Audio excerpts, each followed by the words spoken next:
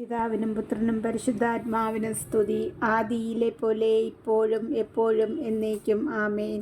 സ്വർഗീയ പിതാവേ, അങ്ങേ സ്തുതിക്കുന്നു, വാഴ്ത്തുന്നു. കർത്താവായ യേശുനാഥ, ഞങ്ങൾക്കിന്നൊരു പകൽക്കാലം തന്ന് അനുഗ്രഹിച്ച കൃപയെ ഓർത്തു നന്ദി പറയുന്നപ്പാ.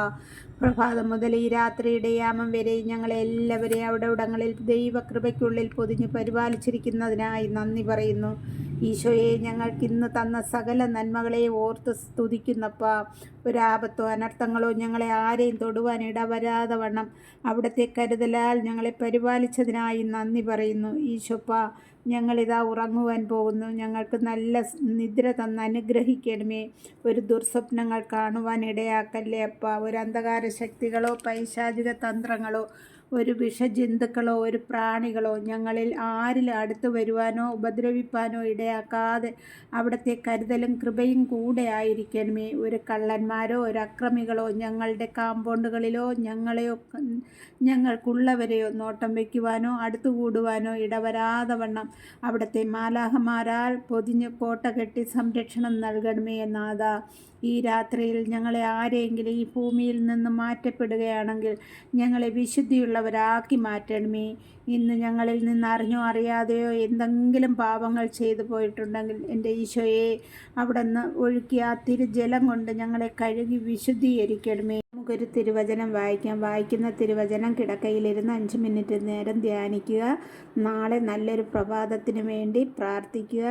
4 ചുറ്റും കിടക്കയുടെ 4 ചുറ്റും കുരിശടയാളം വരയ്ക്കണം. നെറ്റിത്തടത്തിൽ 3 തവണ കുരിശടയാളം വരച്ച് യൂതന്മാരുടെ രാജാവായ നസ്രയേൽക്കാരനായ ഈശോയെ, പെട്ടെന്നുള്ള മരണത്തിൽ നിന്ന് ഞങ്ങളെ കാത്തുകൊള്ളണമേ എന്ന് പ്രാർത്ഥന ചൊല്ലണം.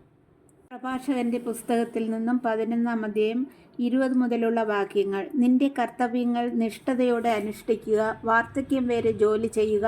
ഭാവിയുടെ നേട്ടങ്ങളിൽ അസൂയ വേണ്ട. കർത്താവിൽ ശരണം വെച്ച് നിന്റെ ജോലി ചെയ്യുക.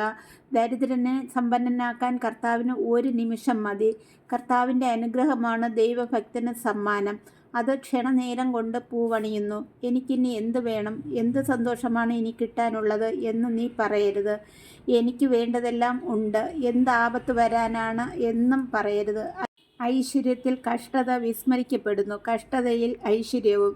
മൃത്യുദിനത്തിലും പ്രവൃത്തിക്കൊത്ത പ്രതിഫലം നൽകാൻ കർത്താവിന് കഴിയും. 1 നാഴിക നേരത്തെ വേദന കഴിഞ്ഞ കാലത്തെ സുഖങ്ങൾ മുഴുവൻ മായ്ച്ചു കളയുന്നു. ജീവിതാന്തത്തിൽ മനുഷ്യൻ്റെ യഥാർത്ഥ സ്വഭാവം വെളിപ്പെടും. മരിക്കും മുമ്പ് ആരെയും ഭാഗ്യവാനെന്ന് വിളിക്കരുത്. മരണത്തിലൂടെയാണ് മനുഷ്യനെ അറിയുക. കർത്താവിൻ്റെ വചനം. ദൈവത്തിന് നന്ദി. നമുക്ക് പ്രാർത്ഥിച്ച് കിടക്കാം.